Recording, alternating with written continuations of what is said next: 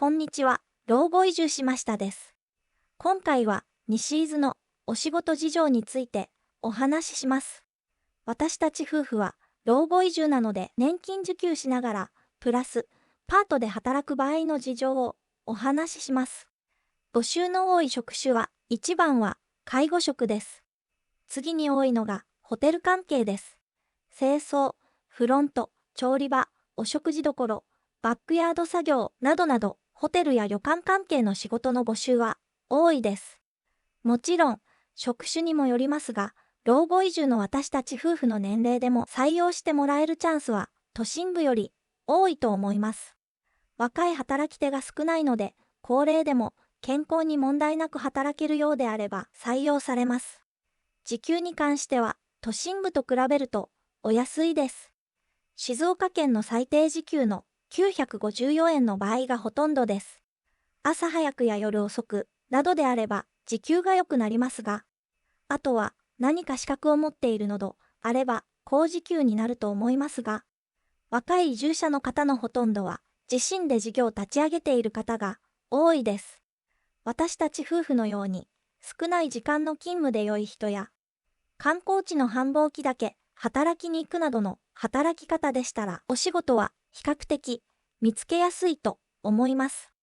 ただ、一番の問題は通勤方法です。都心部であれば公共交通機関を使って通勤できますが、地方で働く場合、自家用車での通勤がメインになります。従業員用のシャトルバスを出しているホテルもありますが、少ないです。少なくとも運転免許証は持っていた方が良いです。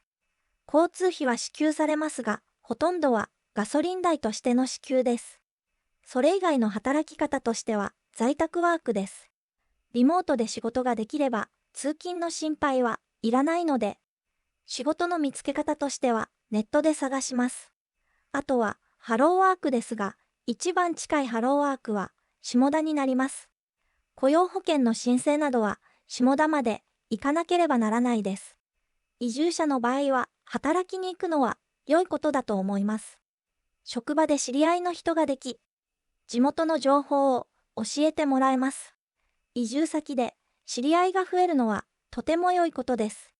あまり人と関わらずに生活をしたいと思っている方もいると思いますが、それはそれで場所を選べば可能な暮らしだと思います。